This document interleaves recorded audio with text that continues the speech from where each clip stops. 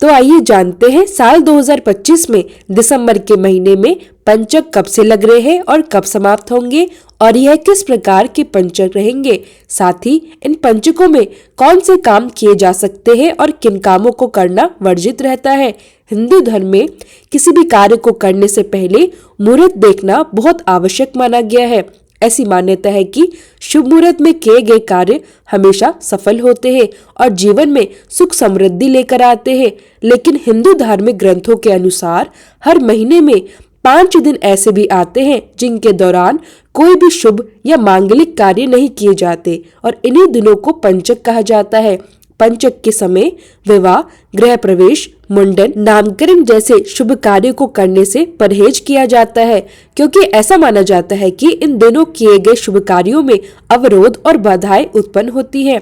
प्रत्येक माह का पंचक काल अलग अलग होता है और इस दौरान मांगलिक या अन्य शुभ कार्य नहीं किए जाते। हालांकि कुछ ऐसे कार्य भी होते हैं जिन पर पंचक के समय कोई विशेष मनाही नहीं होती, जैसे कि राजपंचक को किसी भी प्रकार के कार्य को करने के लिए अच्छा और शुभ माना जाता है।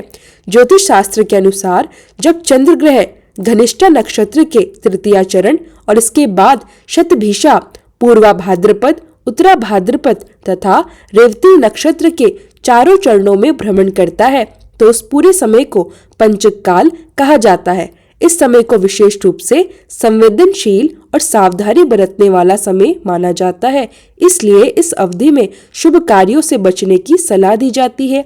और हिंदू पंचांग के अनुसार हर महीने में लगभग 27 दिनों के अंतराल पर पंचक नक्षत्र का यह चक्र बनता रहता है।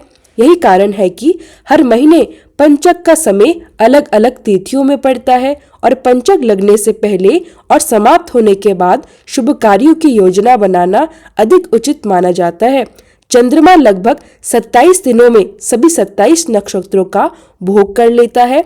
ज्योतिष शास्त्रों के अनुसार चंद्रमा एक राशि में लगभग 2.5 दिन तक रहता है। इसी प्रकार जब चंद्रमा 2 राशियों में भ्रमण करता है तो वह कुल मिलाकर लगभग 5 दिन तक रहता है। इन 5 दिनों के दौरान चंद्रमा क्रमशः 5 नक्षत्रों से होकर गुजरता है और इन्हीं 5 नक्षत्रों में चंद्रमा के भ्रमण के कारण वे 5 दिन पंचक कहलाते हैं। यही कारण है कि पंचक को ज्योतिष में विशेष महत्व दिया गया है और इन दिनों में शुभ अशुभ कार्यों पर विशेष ध्यान दिया जाता है। इस बार दिसंबर के महीने में पंचकों का योग 2 बार बना है। दिसंबर के पहले सप्ताह में पंचक 1 दिसंबर सोमवार के दिन समाप्त हुए थे। इसके बाद अब एक बार फिर पंचक का योग बन रहा है, जिसकी शुरुआत और समाप्ति की तिथि और समय कुछ इस प्रकार है। इस बार पंचक 24 दिसंबर दिन बुधवार शाम 7:46 से प्रारंभ होंगे और पंचक की समाप्ति होगी 29 दिसंबर दिन सोमवार सुबह 7:41 पर। यानी कि इन दिनों के दौरान पंचक का प्रभाव बना रहेगा और इसी अनुसार कार्यों का चयन करना चाहिए। शास्त्रों में पंचक को आरंभ होने वाले दिन के आधार पर अलग अलग नाम दिए गए हैं। अगर पंचक रविवार के दिन से प्रारंभ होते हैं तो उसे रोग पंचक कहा जाता है। यदि पंचक सोमवार के दिन से प्रारंभ होते हैं तो वह राज पंचक कहलाता है।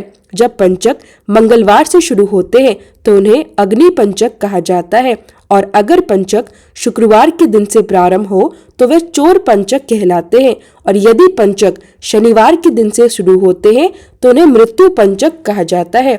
शास्त्रों के अनुसार बुधवार और गुरुवार यानी बृहस्पतिवार को पड़ने वाले पंचक दोष मुक्त माने जाते हैं, अर्थात जब भी पंचक बुधवार या गुरुवार से प्रारंभ होते हैं तो उस समय कोई भी शुभ कार्य किया जा सकता है और पंचक का दोष नहीं लगता।